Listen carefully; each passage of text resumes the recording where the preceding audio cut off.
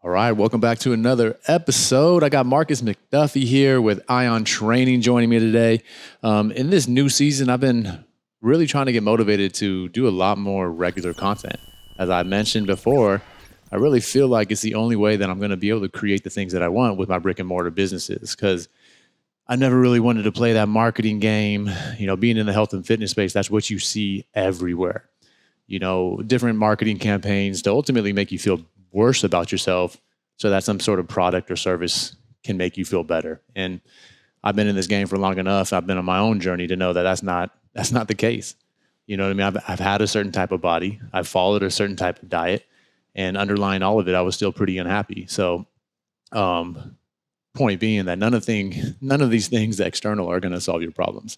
You got to start reflecting on what you're doing internally and take some personal responsibility and start solving your own damn problems, right? So this long form content allows me to have conversations with others that have kind of a like-minded value system, and you know, they're brick and mortar business owners as well, and they're up against a lot of the similar things that I struggle with. So that's what I want to do, you know, kind of with this new season and this new series, is highlight some of them and talk about kind of what they're doing to take care of themselves and how they're taking care of their community at the same time. So Marcus McDuffie, welcome to the show.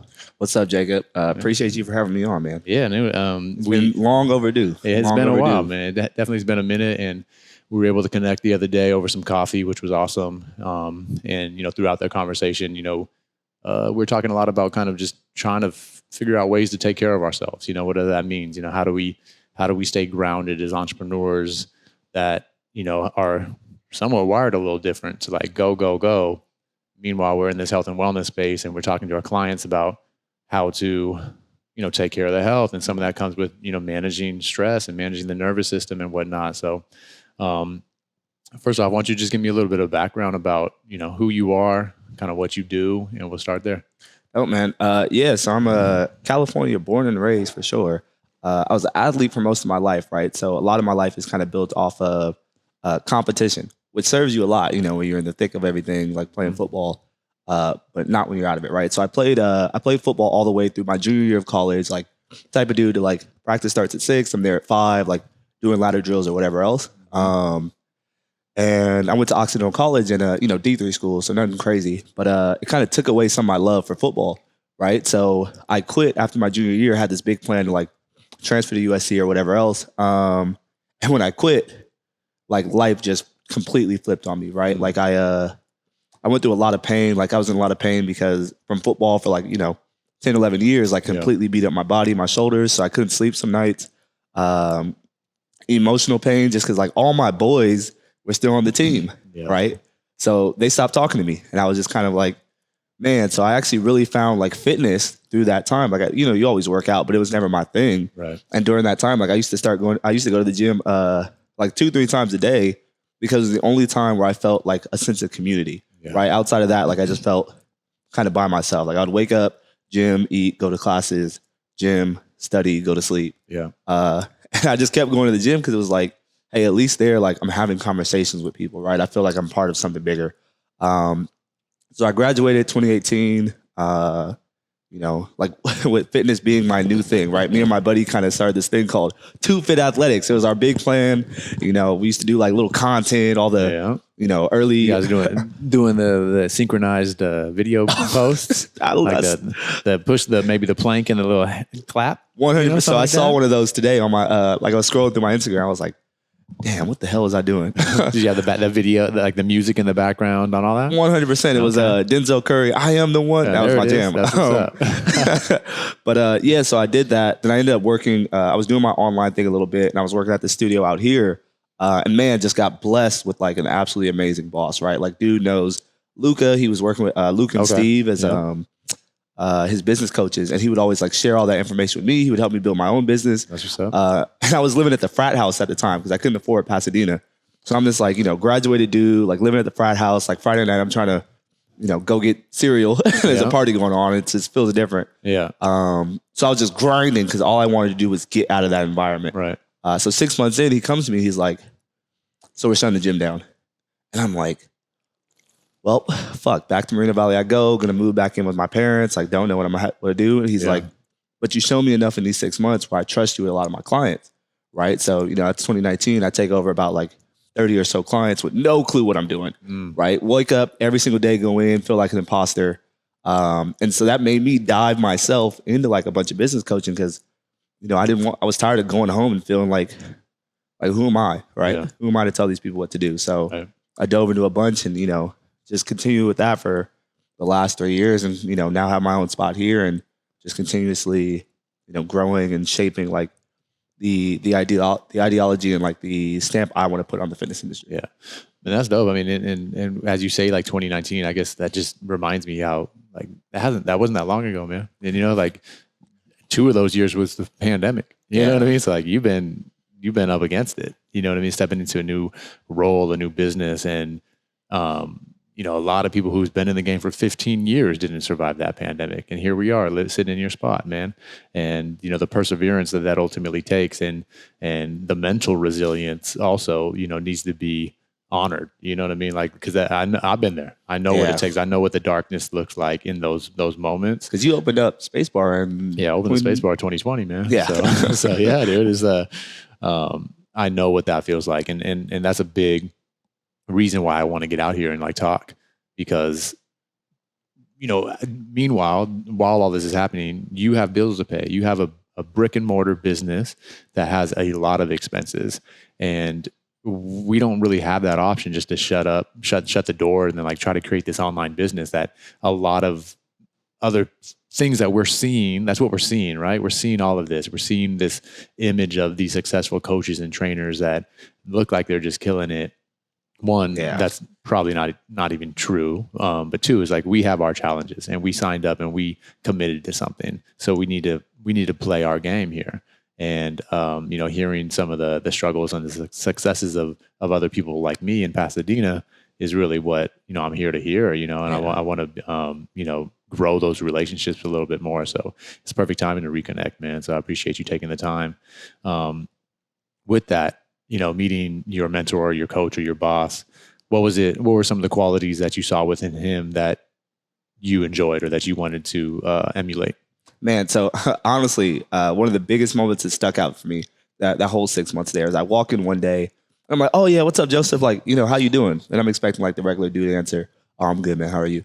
Right? And he's like, oh, this thing's happening with my kid and my dad, and they're just going through this thing, and like, oh, also I'm dealing with this stress. And like I looked at him like, almost shocked because that was so unnatural for me, right? And that was like a full tipping point of, hey, like you can be this very successful entrepreneur without having to be like machismo, stonewall, like, a lot of the people I grew up with felt like, right? So that was like a huge, huge game changer. And then you look at Steve, same way, like does a lot of like coaching on the emotional side and like the mindset side of things and like breaking down that barrier of, hey, like you don't have to fit into this box. And same thing with my current coach, Vince Gabriel, like he, same thing, like talks about his successes. Dude runs 3 businesses, right? Like over $1 million, and I'm pretty sure 2 of them. And then also like talks about like his shortcomings. And I think that type of vulnerability that I was shown, like kind of let me know, like, dude, you don't have to be perfect to be successful. And that was like a huge game changer. Yeah. Yeah. No, I mean, it's important, because at the end of the day, we're real people. You know what I mean? It's like, I've always, I think pretty, for the most part, ever since being in business, I've been pretty transparent and open. And I wanted to kind of carry myself the way that feels natural to me, largely as a defense mechanism of like knowing that like if you put out this persona or this image that's not genuinely you, like that's a lot of pressure over time to like continue to maintain. And like, I'm not about that life, right? Like I'm starting from a place of, a lot of work and trying to figure out who I am. And, in order to continue to do that work, you got to do that front stage. You can't do all that in the back of the stage. You know what I mean? Like you got to be there, out there, while you do that. One of the things that you also mentioned was, this imposter syndrome, and I think we all kind of suffer from that. Um, how how are you with that now that you've seeked out a lot of coaching and you now maybe have a lot more knowledge? Where are you at with like imposter syndrome now? Man, so I think it's still there, right? Yeah, that's and I think that's figured. that's the funny thing is people think like, oh my God, like I'm gonna get to a certain point and like I'm not gonna feel it. And it's like, cool. Like once I stopped feeling about coaching, I felt it about being a boss. Once I stopped feeling about being a boss, I felt it about like this other piece of the business, right? Like, so I think it's just kind of like accepting. Like, who's the singer that they said he threw up before every time he performed? Oh, yeah, I'm sure there's a lot of them. Yeah, and it's like it's just like kind of accepting, like, hey, you're gonna be nervous, you're gonna feel fake, and like, I think the biggest thing in that is having these type of conversations where people are like, oh yeah, me too. Yeah. Right. And then we normalize that thing instead of people being like, I'm the only one going through it. Right. Yeah. So yeah, that's hugely important, and that kind of comes back to what I was saying about a lot of these things of like feeling like an imposter. We can go out and we can seek all the knowledge that we want, thinking that that's going to solve that thing. But at the end of the day, the only person that's ultimately going to solve that for yourself is you. You know what I mean? And like figuring out the different perspectives and seeking out conversations that, you can see others that are going through the same thing. So, I mean, I think that's one of the foundational things that I want people to take away from any of this is just like, there's so much work that just needs to be done on your own to get right with some of this stuff. Right. Yeah. So yeah, I mean, I think sometimes, I also, I'm trying to do better at not necessarily censoring myself, but being conscious that I don't need to go overboard. Like I tend to like drop a lot of like cuss words, and I'm always saying, and it's like all the time where it's like that does that need to be me, or is that another opportunity for me to kind of tighten things up or just do that, as I get older or whatever. But in the meantime, I'm cool with the way I fucking operate right now. Right. So, but as this like continual growth happens, it's like, where are these little things that, you can continue to improve on? And I think about that currently right now. But with Ion Training now, you stepped into this role and, you absorbed a few clients. What were some of the changes that you maybe wanted to implement, kind of put your stamp on things? So you said that was something that you're working on now. Man, so I think it comes a lot from myself, right? Like I have one of the harshest inner critics ever, right? Like I can do everything right, hit this number I've been going at for months, and still feel like shit, right? And I think, I've also been the person that's like, I've like lost a bunch of weight and done powerlifting and like, got down to 160. I'm 6 foot, 212 now, but got down to 160, shredded abs and everything, and was unhappy, right? And then gained like 80 pounds and was like 240, 250 6 months later. And of course was unhappy. Right. And I think in that, right, like I found out a lot, right? I found out that there should be a focus that isn't just on weight. There should be a focus that isn't just on, like how you look. Right. And I think that's a lot of what I'm trying to create here at Ion is like getting people to understand like there is something bigger than that. Right. There is ways to like enjoy fitness and enjoy life. And those things don't have to be mutually exclusive. Yeah. Right. So I think that's probably our biggest message, right? Is like, hey, like, this thing is here to support your life. This thing will probably not be your life, and that's okay. You can still like have this awesome body that you love, right? And not like be chicken broccoli ricing it every single day. Yeah. Right. And a lot of people don't get that, which is understandable. Like it took me forever to learn that myself, and like I'm in the industry. Yeah. So, and Ion Training, specializes with people over 40. What kind of unique challenges are you seeing with that demographic? Man, so I think a lot of my people currently, and this will shift as like, the generations go on, but they grew up in like the Twiggy age, right? Which is where the most beautiful, popularized people were like these stick thin models, right? And I think for my generation, there's like, the Kim K's and all that, which is another unrealistic standard. But it's getting them to understand that like, not everybody is going to look like that. Yeah. Your body might not even have the capability to look like that, but that's okay, right? And just getting them to like, a lot of my people are high achievers like me. They beat themselves up like me. And that's why they resonate with what I am and what we are. Yeah. Right. And it's kind of getting them to be like, hey, take the pressure off yourself. Right. The amount of times I've had a conversation with clients and I'm just like, cool, would you talk to a friend like that? And they're like, damn, he got me again. Right. Yeah. Right. And it's just like taking my biggest thing in the whole like industry is telling people, hey, like you have all this pressure to be this thing, drop it. Slowly let go of it. And then once you do that, you can actually be happy with who you are. right? Yeah. So it's a very similar problem I'm trying to solve, and I feel like, so like with fitness, right? You can kind of start to embrace that thing, but you can still go and like punish yourself, you know what I mean? Like through this workout, right? And still attached to that, like go hard mentality. Yeah. I'm literally trying to merge that same exact narrative and getting people to slow down, right? To like take a day off. And that has proven to be very challenging because just like somebody is struggling to do that within fitness, which is still output, it's still like hard work.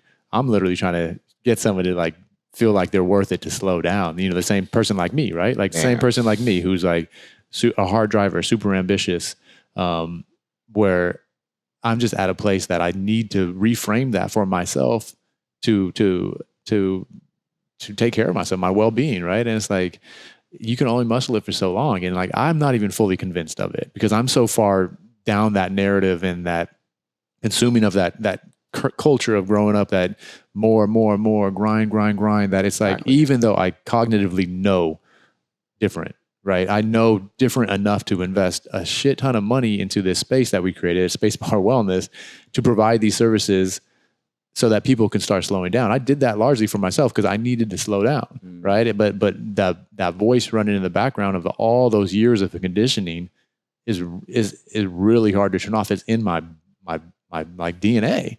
So like trying to turn that corner personally is really hard. You know what I mean? Yeah. And yeah. So I guess on that note, like, what are you doing for yourself to try to take care of your well-being so that you can show up for your clients, your team, and your partner and everything like that? Well, I think, first I wanted to say, like, that's part of the reason I gravitated towards, like, continue to talk to you, right? Because there is that sense of, like, authenticity, right? Like, people are so tired of the person standing up on stage and, oh, my life is perfect and everything I do is perfect. Like, people know that's bullshit now, right? And, like, they're looking for people who are authentic. And I can see that in you, right? Like, the ability to say, like, hey, like, I am the one who owns this recovery space. Yeah.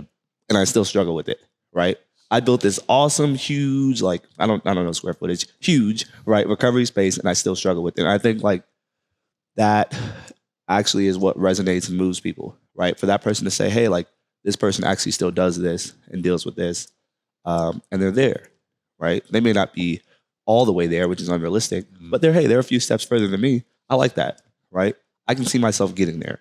I think too often people feel like, we talked about this multiple times, like, that they have to be superheroes, right? So I think the biggest thing that I'm doing for, my clients, my team, my partner, whoever else, is showing them that I am not perfect, right? On the first day every employee starts, I say, hey, you're going to mess up. You're going to mess up a bunch of times, right? And that's okay. I expect that, right? The very first days we set that stage of, I don't expect you to be perfect because I am not perfect. I will mess up as well. But it's just about, like, being authentic and sharing that, which is what like allows true growth. So I think for people who are just in their day to day, like, accept that, you may not be where you want to be, right? But you can still find happiness and you can still find, like, satisfaction where you are. And I think a lot of people have a disconnect of, well, if I'm happy where I am, then I'll never want to get any better. And that's the, like, biggest lie. Yeah. Right. Number one reason I see people, like, stop doing fitness is that they have this ideal picture for themselves that they will never get to. Right. It's this body fat percentage or this weight that they used to weigh when they were 17 and now they're 48. Right. And instead of being happy that they've moved one step closer, they are constantly haunted that they are not where they want to be. And after a while of beating yourself up and beating yourself up and beating yourself up, you're like, fuck, man, I'm tired of beating myself up. I'm just going to stop doing this thing. Yeah. Right. And I've seen it happen over and over. It makes me so sad because I can see it in myself sometimes. Right. Yeah. Yeah, no, for sure. And like, I'm in kind of an interesting space, and where this has probably been for a couple of years now, where, like, when I was younger, that like kind of mean coach, that person that's talking bad shit in your head, was always enough motivation for me to go and, like, do work. So, like, all of the things that I anchored my output to was, like, stupid stuff, like look in a certain type of way to attract the attention that I wanted. Right. Yeah. All of these things that are very superficial were strong enough motivators for me. So now that I've grown and I've become more mature and I've detached from some of those things that I know are super impermanent, right? Like, we're going to get old. We're going to, all these things are going to change. I've got more comfortable with who I am and, like, my body or whatever it might be. but I'm not quite where I need to be with like the positive voice that makes me feel worth continuing to put in the work. So the things that, now that I look a certain type of way and I'm fine with, how I look, I'm good, and I'm not talking shit enough for me to motivate myself, and I don't know any other way. So like, I don't want to slide back to starting talking shit and calling myself like a little bitch and to not get this workout in. But I haven't found a place to like operate out of like kindness to motivate myself yet. And therefore I just not putting in the work that I need, that I kind of want to, but I just haven't found that sense of urgency or that need yet, which is kind of just this weird, somewhat unmotivated space. And I think, sorry, go ahead. But better than I guess where I was, where it's like, at least I'm not talking to myself the way that I was. I'm a little bit more graceful. Right. But either way, work needs to get done. Like, how do I find that motivation with a kind voice? You know what I mean? Yeah. And I think, so I'll touch on the second part, was why I was laughing. But I think the first part, there's this book called The Gap and the Gain, right? And the gap is where you measure yourself against someone else or like an ideal, right? That makes you feel terrible about yourself. I could be, oh man, why aren't I? Yeah. Right? But the gain is when you only measure backwards, right? When you say, hey, like I used to beat myself up, but now I don't. Wow, I'm going really far.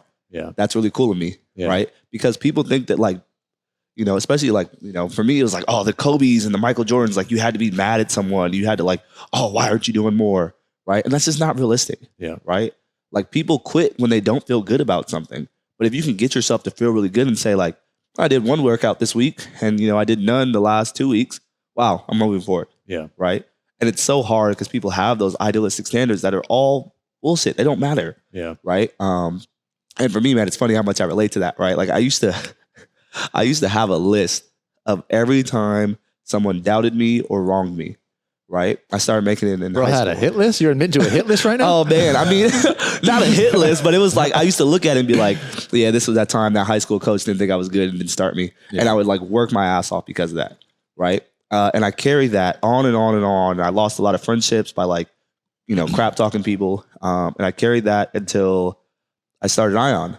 And when I started Ion, I stopped finding ways that people were doubting me because no one was doubting me. They were here supporting me. Yeah. Right. And when I opened up this spot, I remember sitting there, right? And there were 18 clients that came that day to help me move stuff over here. And I was like, what the hell? Right? Like, are these people on my team? Yeah. Right? And I think if you can find someone that's even on your team or on your side that supports you, to push you, that is a way stronger driving force. Yeah. Right? The fact that I want to create something that like, men and women of color like have a voice in the fitness industry pushes me way further than like some coach that didn't believe in me, right? Because I see those voices, right? I see the people that were in my shoes that doubted themselves and all that stuff. And I'm like, hey, like I have this crazy unique opportunity to help that person out, to take that person that was in my shoes, beating themselves up and slowly help them get out of that. And that pushes me 1,000 times further than like, oh man, this guy said he would make more like money than me. I don't care about that. Yeah. Right. I used to, but it's completely shifted for me now. Yeah.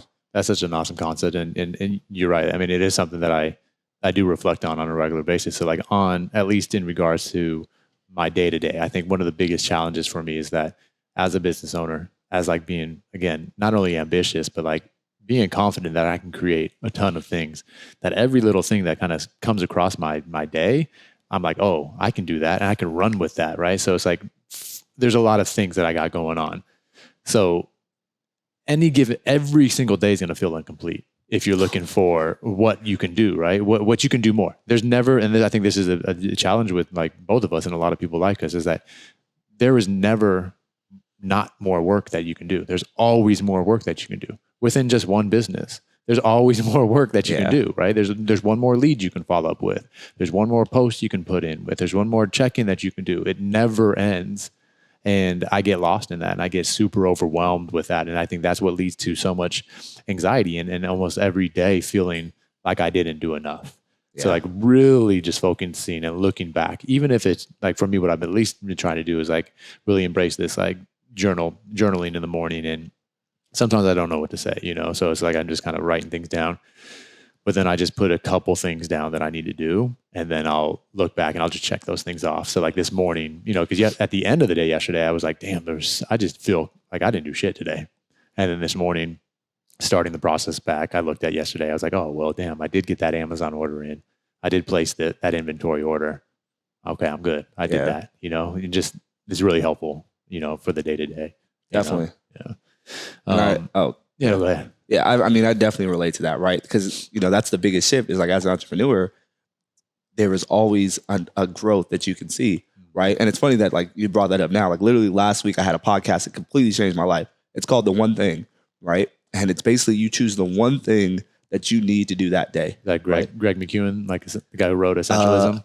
I'm not sure. I can't remember his name right now. Okay. But he talks about like, hey, like you just need to do the one thing, right? And some days that one thing may be a 30-minute task, and other days that one thing might be 4 hours, right? But you just say, hey, this is the one small thing I need to do to move my business forward. Yeah. Because I think, the quote he uses is people vastly overestimate what they can do in a day and underestimate what they can do in 5 years. Yeah. Right. And it's like we get so caught up in like, especially me, man, I'd be like, to-do list of 30 things, like, oh man, I only got 28 done. Yeah. I'm a piece, I'm terrible. But switching over to the one thing, like it builds momentum. The number one thing that people need, like, is momentum. You need to push yourself forward in a positive way by any means necessary. Yeah. Right. Even if it's like, oh, cool. Like I didn't work out today and I said I was, and I didn't work out yesterday, but this time, like I at least looked at my pants. Yeah. Yeah. Right. I at least looked at my pants, and that is a step forward from what you did before. So as long as you're like, doing that one small thing, you will slowly start to shift the way you look at life. So I feel you on that, but I guarantee you don't talk to yourself that way. Right. So it's like, this is like, I'm super empathetic with people around me and like my clients or anything like that. Like I'll talk to them, but what I sometimes struggle with is knowing that how you got here and like how I got here is a little bit harder at times. So like I tend to baby a lot of people. And then at the end of the day, I don't feel great about that because I know that's not what they need. Right. So it's like sometimes, depending on who the person is, the fact that you look at your pants, like let's celebrate that win. But sometimes I just want to also be like, let's fucking go. Yeah. You know what I mean? Cause that's, so like I struggle with like when to like be empathetic and when to be like, nah, you're just using excuses. Like, you know what I mean? Like, because that's a big struggle for me. Fundamentally, at the root of that is I'm afraid of that person not liking me for saying that, even though that person 100% needs the tough love, but I'm not going to give them the tough love. And ultimately, I'm not going to be serving them. And I'm going to be feeling the type of way on my end. Yeah. Because I'm going to feel like, oh, they're blaming me for not getting the results because I didn't call them out on their shit. You know what I'm saying? So like, how do you feel like, are you able to kind of do that for some people? Like, man, so I think, so our number one core value here at Ion is care, right? And I've talked to all my coaches, employees of like, hey, like we need to be empathetic, not sympathetic, right? And it's like, I think that's another one where it's like, it is not like a like umbrella thing, right? Like some people, they already beat themselves up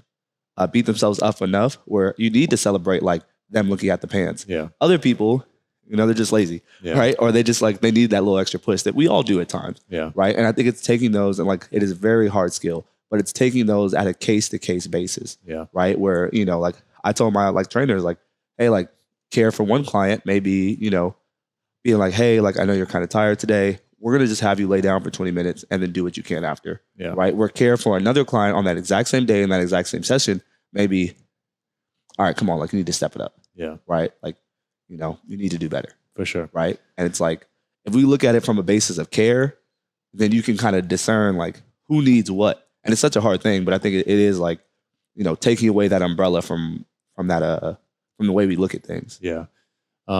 So, as somebody who's invested in a lot of like coaching yourself, and seeking knowledge to run a better business as a brick and mortar business, like what is one thing that you can share that's been successful for you in like actually generating leads into your door, because at the end of the day, this is all going out socially. This is going out on, the YouTubes, the Spotify's and all that. Right. And people might see this, but at the end of the day, we need people through our doors. So like, what is one tip that you can share to other brick and mortar business owners that you found to be, beneficial? Man, I think, so one of the biggest things that saved me during the pandemic is that I went from, we trained everybody to Pasadena's only gym for people 40 plus, right? Because there's a resonance with that. And there's been a lot of great things like community building that came from that. But I had to take the step and say like, oh, well, there's millions and millions of people that are, everybody.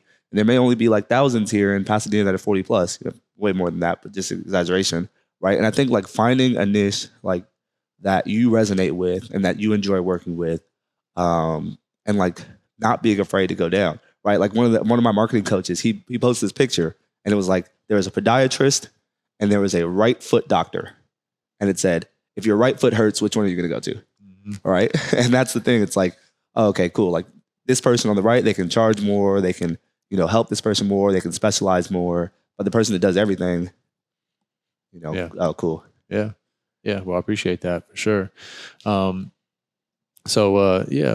to keep these episodes a little short and sweet. So let's wrap this one up, man. What's one thing that you would like to leave, if you were, looking back at the younger version of yourself, man, because you've been on a journey of growth, what's one piece of advice that you would give that, whatever age that was like sticky for you? What kind of advice would you give that person? Man, I would look at the younger Marcus and I would just tell him like, hey dude, like you don't have it figured out right now and that's okay. Yeah. Right. You have no clue what you're doing right now and that's okay. Right. Because the goal isn't to have it all figured out today. And the goal isn't to like, really ever have it figured out. What does that mean? But just like understanding that, hey, like you have another day, right? You are going to learn more. And if I die, whatever, I'm on the right journey. Right. But I think that's the biggest thing is like telling that guy like, hey, like you have no clue what you're doing.